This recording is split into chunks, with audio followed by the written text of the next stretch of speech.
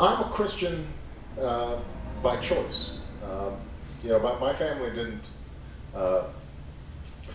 frankly, they weren't folks who went to church every week. My mother was one of the most spiritual people I knew, but she didn't raise me in the church. So I came to my Christian faith later in life, and it was because the precepts of Jesus Christ spoke to me in terms of the kind of life that I would want to lead. Being my brothers and sisters' keeper, treating others as they would treat me. And I think also understanding that that Jesus Christ dying for my sins spoke to the humility we all have to have as human beings, that we're sinful and we're flawed and we make mistakes, and that we achieve salvation through the grace of God. The President.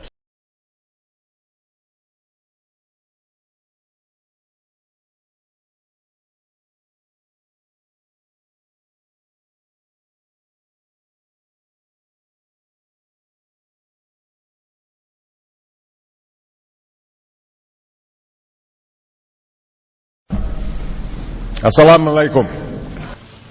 Many other Americans have Muslims in their families or have lived in a Muslim majority country. I know because I am one of them. But my father came from a Kenyan family that includes generations of Muslims.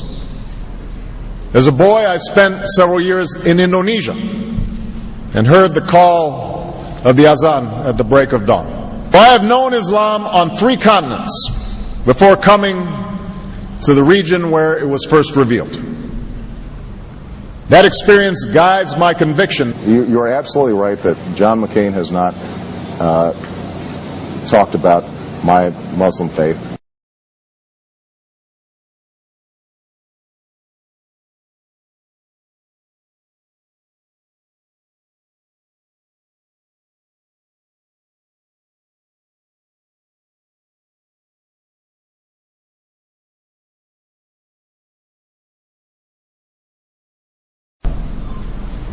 As the Holy Quran tells us, the Holy Quran teaches that, the Holy Quran tells us, and the Holy Quran also says,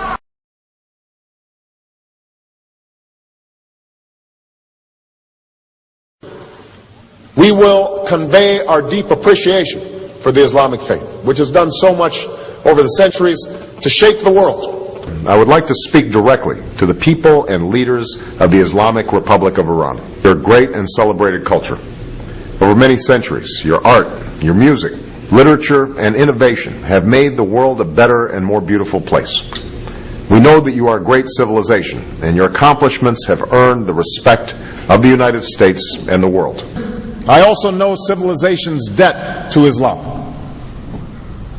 It was Islam at places like Uluzar that carried the light of learning through so many centuries, paving the way for Europe's Renaissance and Enlightenment. It was innovation in Muslim communities that developed the order of algebra, our magnetic compass and tools of navigation, our mastery of pens and printing, our understanding of how disease spreads and how it can be healed. Islamic culture has given us majestic arches and soaring spires, timeless poetry and cherished music, elegant calligraphy, and places of peaceful contemplation. They have fought in our wars, they have served in our government, they have stood for civil rights, they have started businesses, they have taught at our universities, they've excelled in our sports arenas, they've won Nobel Prizes, built our tallest building, and lit the Olympic torch. And when the first Muslim American was recently elected to Congress, he took the oath to defend our Constitution using the same Holy Quran. In ancient times and in our times, Muslim communities have been at the forefront of innovation and education.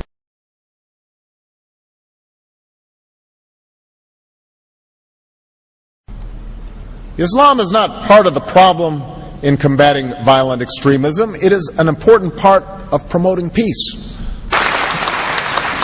The enduring faith of over 1 billion people is so much bigger than the narrow hatred of a few.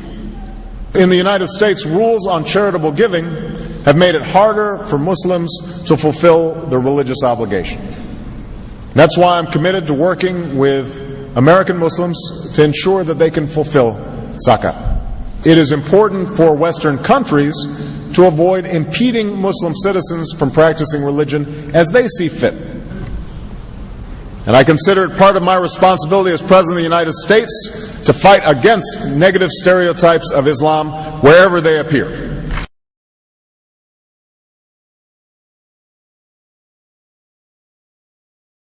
We are no longer a Christian nation. We do not consider ourselves a Christian nation. The United States has been enriched by Muslim Americans. Since our founding, American Muslims have enriched the United States. Islam has always been a part of America's story. There is a mosque in every state in our union, and over 1,200 mosques within our borders.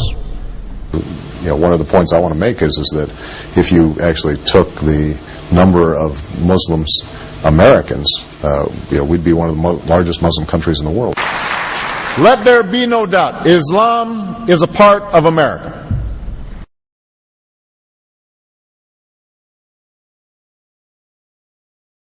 He did bow to the Muslim king, while he did not do it to the British Queen of England. And by bowing, he showed the world that I am subservient. I do bow down to you as a Muslim king, something no other president has done with Saudi Arabia.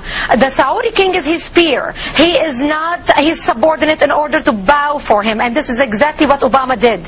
Usually it is out of respect that someone would nod his head when bowing to royalty, and the ladies will give curtsy. But Obama went beyond what is required as a head of state and bowed to the Saudi king, and that's unacceptable. It sent the wrong symbol. When you say it sends the wrong signal, what signal do you think it sends? It sent a message that Islam is superior to any other master or king or president in the world. That an American president bowed to a Muslim king. It also sent a message that terrorism and jihadism is giving Islam the respect it should have on the world stage, to the point that it made an American president, for the first time in history, bow to a Muslim king.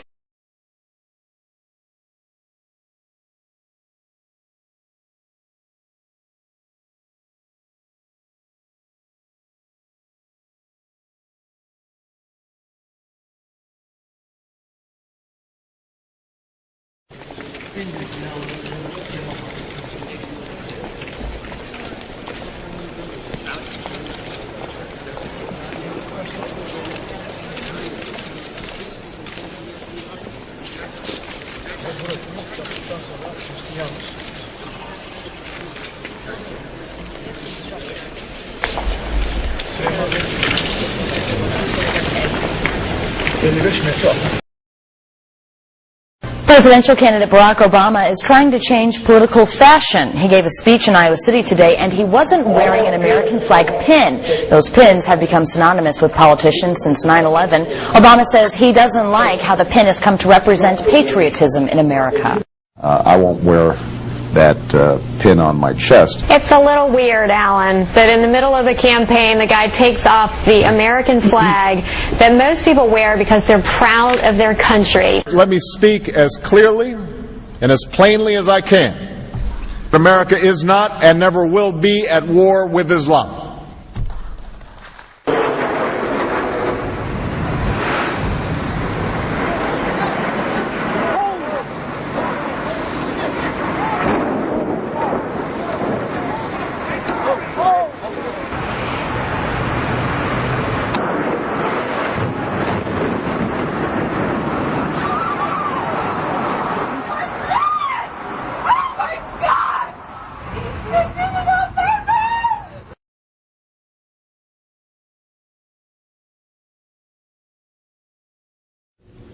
Thank you. And Eid Shema Mubarak.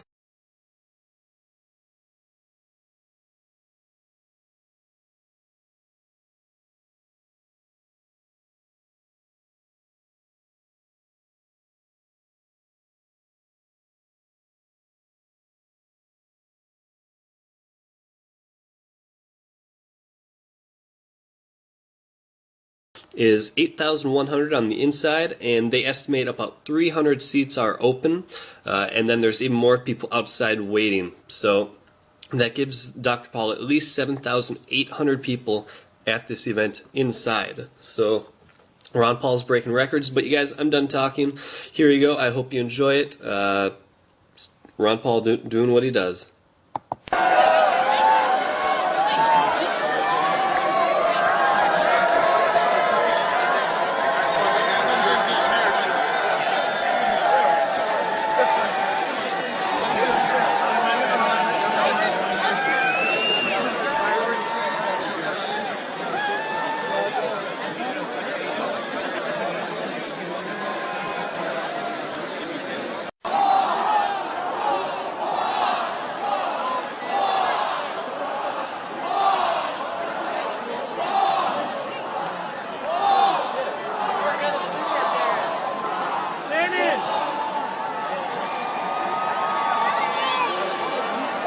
We're about to hit capacity, and most people aren't even in yet.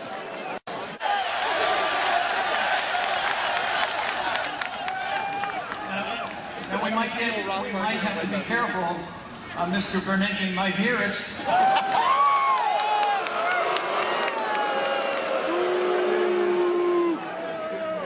Now the Federal Reserve has been around for 100 years, and you know, with an election coming up, if we do well in this election and we have the opportunity, we should celebrate that 100-year anniversary by repealing the Federal Reserve Act.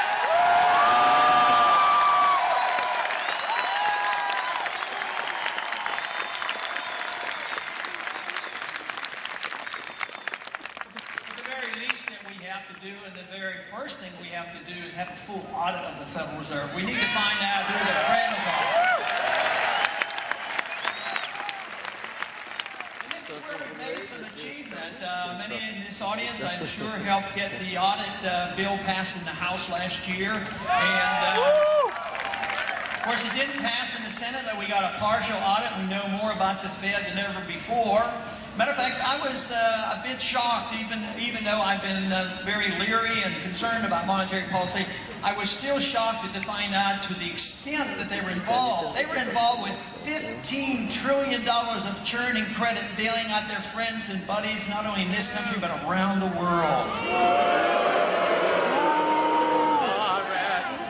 So this is a system that does not reward the middle class. Matter of fact, if you had only inflation, which is the destruction of a currency, and you just...